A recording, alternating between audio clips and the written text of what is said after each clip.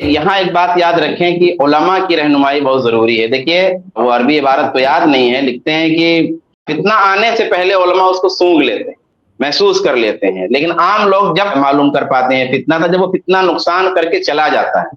اور اس کی ایک مثال، ایک دم واضح مثال جو ہے اس کی، یہ جو ہے اپنی آزادی کا معاملہ تھا. یعنی آزادی کے بعد جب تقسیم وطن کا مسئلہ ہوا تو مولانا ابوالکلام رحمۃ اللہ علیہ کی یہ خواہش تھی کہ ملک تقسیم نہ ہو، کیونکہ تقسیم کی وجہ سے جو آپس میں نفرت پیدا ہوگی اور ہمیشہ کے لیے ٹکراؤ جو رہے گا اور مسلمان امت کے لیے جو مسئلہ ہوگا وہ بہت خراب ہوگا. وہ محسوس کر رہے تھے.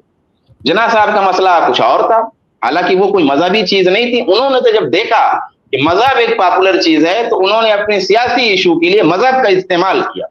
بہرحال اس موقع پہ جب وہ چیز ہو گئی اور جب بہت ساری قتل و خریزی ہوئی تو ریفرنس تو یاد نہیں ہے، اس وقت جب انہوں نے دیکھا کہ لاشوں پہ لاشیں، تو خود انہوں نے کہا تھا کہ اگر ہم ایسا جانتی تو ایسا نہیں کرتی، کہ ایسا ہوگا اگر ہم جانتے. وہ انگریزی بولتے تھے، تھوڑا اردو ان کی ویک تھی، تو کہ ہم جانتی اگر ایسا تو ایسا نہیں کرتی. تو علماء جو ہوتے ہیں اگر وہ دانشمند ہیں اور گہرا علم رکھتے ہیں، زمانے کی بصیرت جو ان کے پاس ہے، تو وہ سچی رہنمائی ہم کو دیں گے. تو اس وقت ایک فتنہ ہے، یعنی فکری فتنہ، ٹھیک ہے وہ ایک جو باڈی کے ساتھ جنگ ہو رہی ہے وہ ایک الگ ہے جسم کے ساتھ، لیکن ایک ذہن کے ساتھ جنگ ہو رہی ہے، ذہنوں میں ایک جنگ چل رہی ہے.